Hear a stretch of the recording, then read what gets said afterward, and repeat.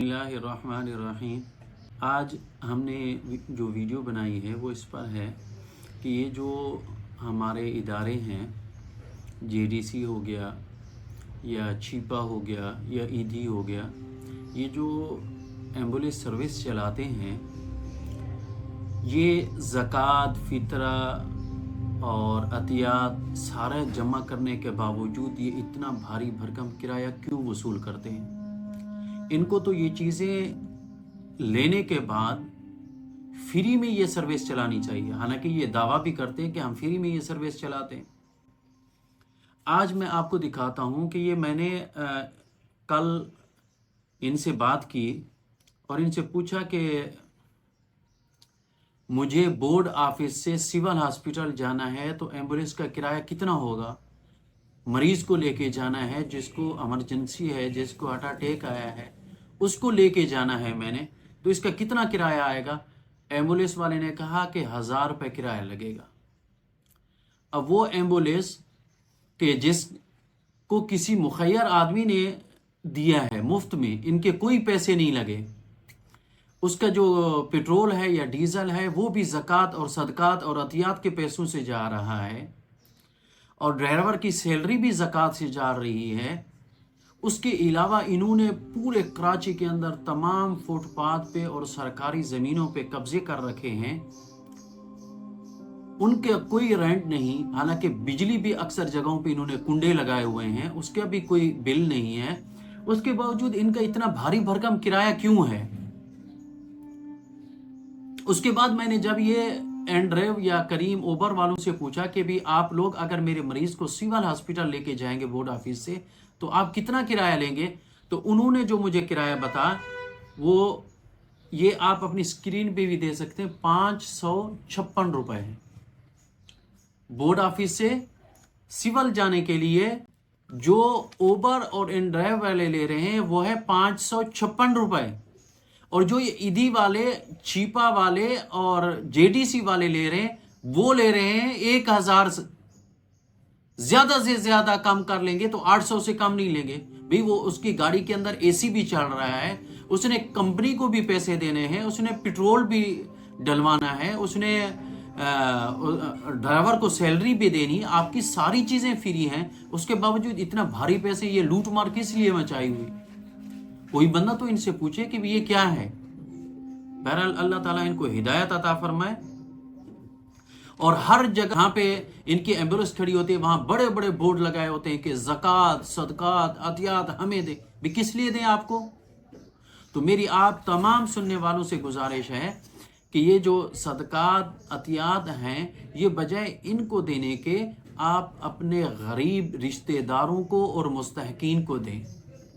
अक्सर लोग ये सोचते हैं कि जहाँ पे जो है हमारी वाह वाह होगी, जहाँ पे हमारी मशहूरी होगी, जहाँ पे लोग वाह वाह कहेंगे, हम वहाँ पे देंगे।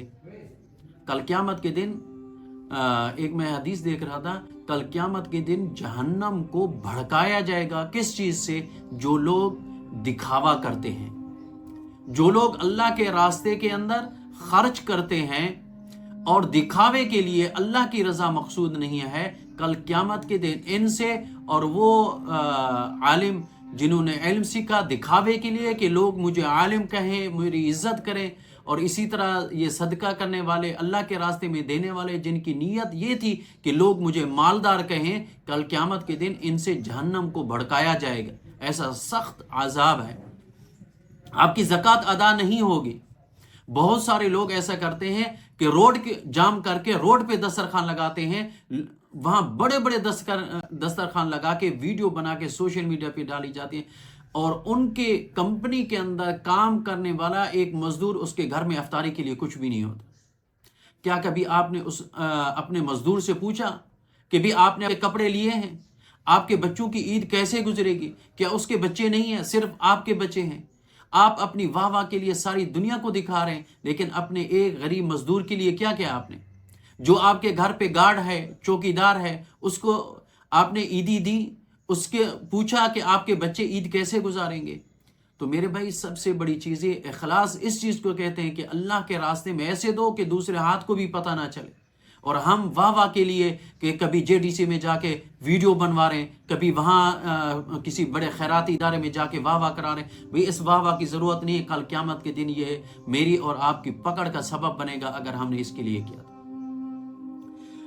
اور اسی طرح یہ لوگ سحری کراتے ہیں، افطاری کراتے ہیں، یہ ادارے، اس کے اندر ٹوٹل کراچی والے بیچارے رو رو کے تھک گئے کہ بھی اس میں سارے کراچی سے باہر سے آئے ہوئے کوئی بھکاری ہے بھیک مانگنے کے لیے، رمضان میں اپنا سیزن کمانے کے لیے آیا ہوا ہے، کوئی جیب کترا ہے، کوئی ڈاکو ہے، وہ روڈ پہ سو جاتا ہے، کھانا یہاں کھا لیتا ہے، ان کے دسترخوانوں پہ جا کے دن میں اپنی کاروائیاں کرتے ہیں۔ تو خدا کے لیے ایسے لوگوں کو سحری اور افطاری کرانے سے بہتر ہے کسی غریب مستحق تک یہ چیز پہنچائی جائے۔ اور اسی طرح رکشہ دیتے ہیں غریبوں کو، ابھی آپ رکشہ دے کے کون سا احسان کر رہے ہو؟ آپ قیمت کم لیتے ہیں یا قیمت اتنی لیتے ہیں کہ جتنی رکشے کی قیمت ہے۔ جو رکشے کی قیمت ہے آپ نے وہ رکشے کی قیمت لینی ہے ان سے قسطوں میں، لیکن آپ نے اپنے پورے اس رکشے کے اوپر اپنی کمپنی کا مونوگرام لگایا ہوا ہے۔ اگر میں اپنی گاڑی کے اوپر کسی کمپنی کا مونوگرام لگاتا ہوں تو وہ مہینے کے مجھے ہزاروں روپے پے کرتی ہے۔ آپ ایک غریب کو رکشہ دے کے احسان بھی جتلاتے ہیں اور اس پہ پورا اپنا مونوگرام بھی لگا دیتے ہیں اور آپ کی مشہوری بھی ہوتی رہتی ہے، اس کے باوجود اس میں ایمبولینس کے اندر اتنے بڑے گھپلے کر رہے ہیں۔ تو خدا را ان چیزوں سے بچیں، اپنی زکوٰۃ، خیرات، عطیات اپنے غریب اور مستحق رشتہ داروں کو سب سے پہلے دیں۔ ہمسایوں کو دیکھیں ان کا رمضان کیسے گزرا ہے، ان کی عید کیسے گزرے گی، اپنے رشتہ داروں میں دیکھیں۔ سب سے پہلا حق اپنے خونی رشتہ داروں کا ہے، ان کو دیکھیں سب سے پہلے۔ اور ہمارے ان سے تو جو ہے گلے شکوے ختم نہیں ہوتے۔ بھئی عید خوشی کا نام ہے، اس خوشی کے موقع پہ اگر آپ کا کسی سے گلا شکوہ بھی ہے تو اس کو دور کریں، اس کو گلے لگائیں اور اس کی عید کے اندر، اس کی خوشیوں کے اندر شامل ہوں۔ اور اگر وہ کمزور ہے، وہ غریب ہے، تو ان کے بچوں کو کپڑے دلائیں، جوتے دلائیں، اس کی خوشی میں شامل ہوں، اپنے زکوٰۃ، صدقات، خیرات ان کے ساتھ بانٹیں۔ ضرورت نہیں ہے کہ آپ اپنے قریبی رشتہ دار کو زکوٰۃ دیتے ہیں وہ اس کو شرم آتی ہے یا ایسا مسئلہ ہے، آپ اسے نہیں بتائیں کہ پیسوں سے میں دے رہا ہوں، آپ اس کی خوشی میں شامل ہوں۔ اللہ تبارک و تعالی ہمیں اپنے اخلاص کے ساتھ، نیک نیتی کے ساتھ کام کرنے کی توفیق عطا فرمائے۔